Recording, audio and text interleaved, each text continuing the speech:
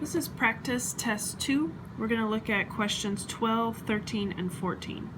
These three all in some way have to do with the idea of mutually exclusive.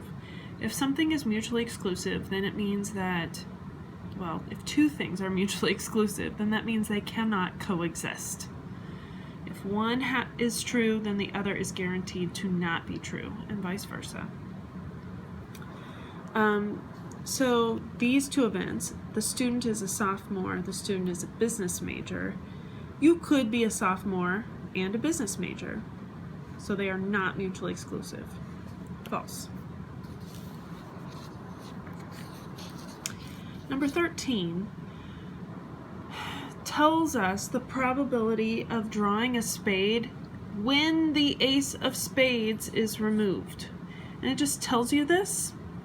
It also tells us the probability of drawing an ace, just because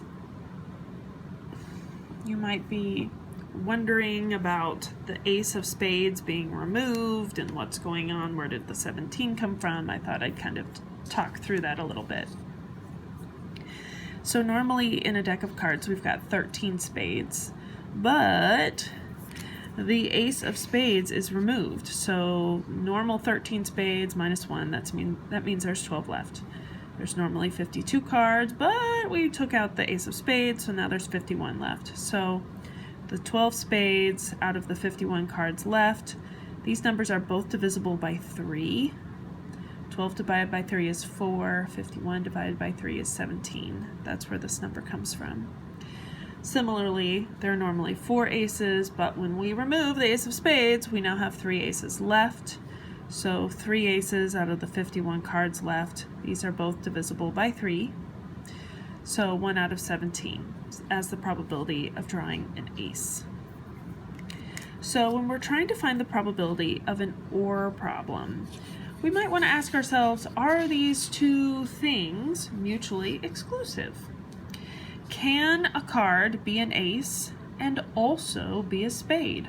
Well, normally there is a possibility for that. Normally, these two would not be mutually exclusive. But since the ace of spades is out of there, the one overlap has been removed. In this case, yes, these are mutually exclusive because the ace of spades is removed. So if you draw an ace, it's definitely not going to be a spade.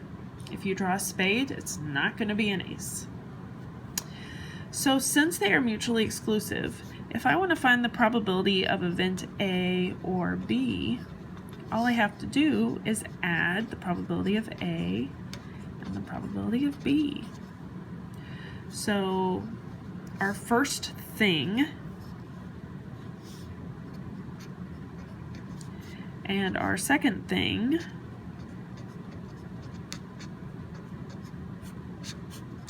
here we go. The probability of an ace or a or a spade. I've been better off just writing the word, I think. It's 5 out of 17. 14 is a case where they are not mutually exclusive. No. The two things we're looking at is face cards and hearts. Our face cards are jacks, queens, and kings. So 3 different faces we might see. In 4 suits, there are 12 face cards in a deck. There are 13 hearts in a deck.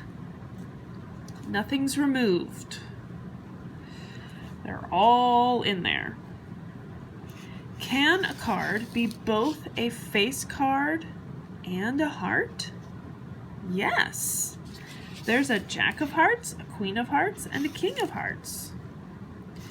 So when I want to find the probability of A or B when they are not mutually exclusive,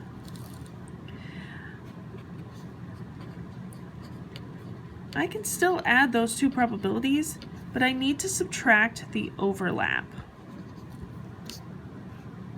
Otherwise, they're going to get counted twice. If I count all the face cards and then I count all the hearts, I'm counting the Jack, the Queen, the King of Hearts twice. So I know that there are 12 face cards. There are 13 hearts. There are 3 overlaps out of my 52 total.